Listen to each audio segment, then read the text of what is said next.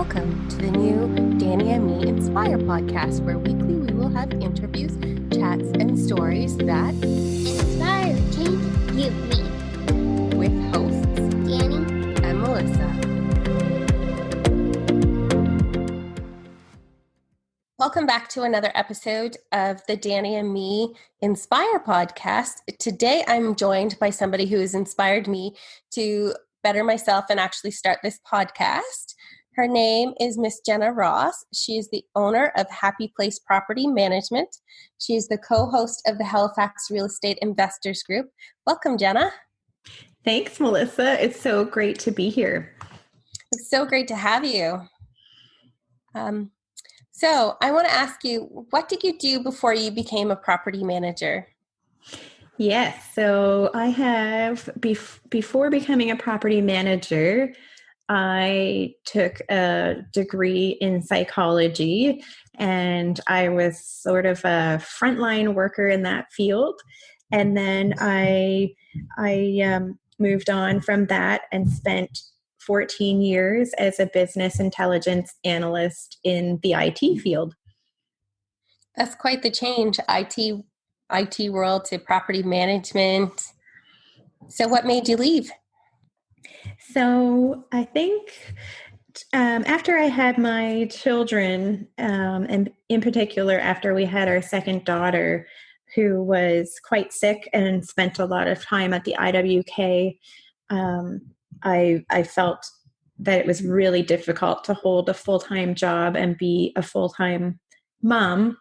And so that's what got me looking into something that I could do with a little bit more flexibility. So were you scared to leave? I was afraid to leave because there's a lot of uncertainty when you just sort of jump and try to figure out how to make money. I had a really good job with benefits and a pension. So yes, I was definitely afraid to leave, but I think part of me felt a calling to leave, and I was more afraid if I stayed. Like it just was crushing to my soul. It was to the point where I really, really needed to make a big change. So I take it you didn't question your decision to leave? I didn't question it. Like a lot of things in life, sometimes you set goals for yourself and you have to change the date. So I had to do that a few times where I thought, okay, I'm going to do it. I would say I'm going to do it for this month, and I'm going to plan everything around that. And then the money just wasn't there to make it a good decision. So I stretched it out and delayed it. Yeah. I know it takes a lot to just make that final leap.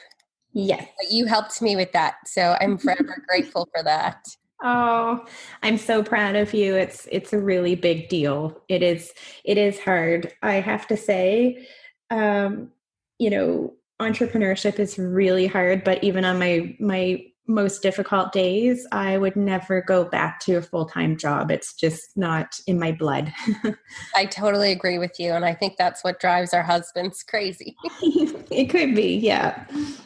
So what keeps you going? Oh, what keeps me going is connecting with beautiful people and developing relationships and trust and creating homes for people and having some wonderful employees to help grow the business who believe in what we're doing. That really keeps me going on a daily basis. Yeah. So when was your aha moment that it was just you're meant to do this? You're meant to be a property manager. You're meant to grow your business. This is what you were meant to do. Yeah, I think with businesses, it's like I've heard people say before, you're either growing or you're dying. And it's really true for any business, and property management's no different. And I grew to a point where it was, I was managing enough properties on my own that it was just too much for one person to do. There's a lot involved. And I just I got tired of pushing against that threshold. You can only grow so far by yourself, and just decided that that I didn't want to have my business just dwindle off, and I just decided to push past it and hire yourself and start to grow a team. Yeah.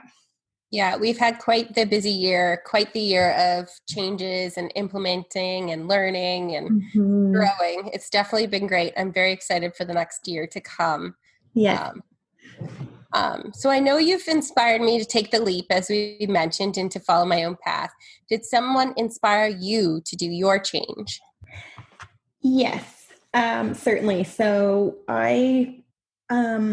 it's kind of like something that I could feel in my gut that there was something, I was meant for something more. There was something more for me, and it was outside of information technology. And around the time that I was struggling with all of this, a friend of mine had recommended Robin Sharma's book, The Saint, the Surfer, and the CEO.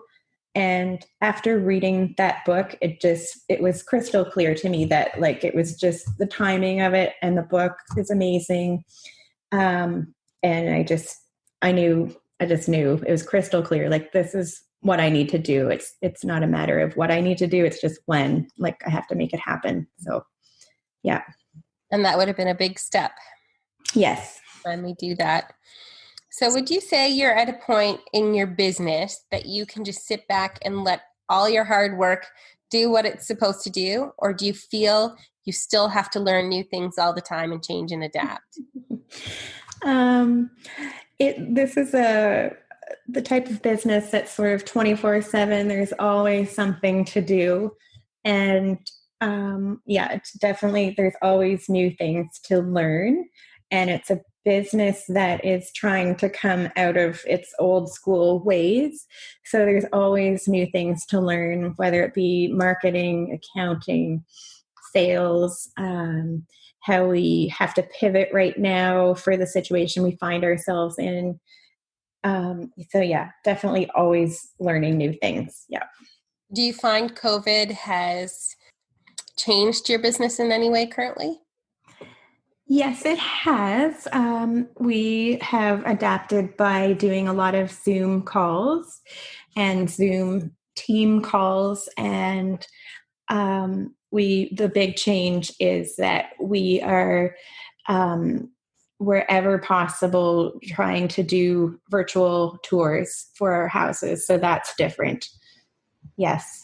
That is a big change. Have you seen things slow down a little bit? We have seen, it's interesting because we're coming into the busiest season of what should have been the busiest year to date. Everything was sort of ramping up towards that, with all of the immigrants coming to Halifax and the shortage and just a whole bunch of different things. And also the sales market being crazy leading into this. It's different. We're probably not as busy as we would have been, because people are a little hesitant to move. But with the demand and with people still trying to come, we're still fairly busy. And the interesting thing that I'm seeing is some of our more executive houses seem to have a lot of interest and are going faster than other properties. So that's interesting to me. It is really interesting that that's the switch, because first our executive houses would sit there and now they're the ones that are going. Yes. Yeah. It's anybody's guess. Yeah, it's definitely a switch. Yeah, it's fun. So what advice would you give to those trying to start their own property management company?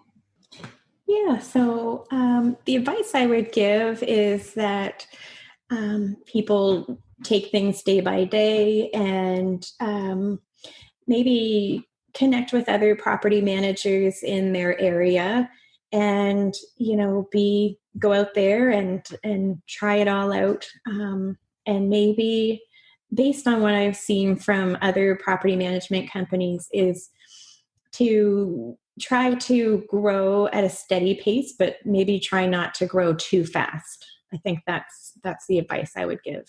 Yeah. That's good advice, because you have to learn as you grow.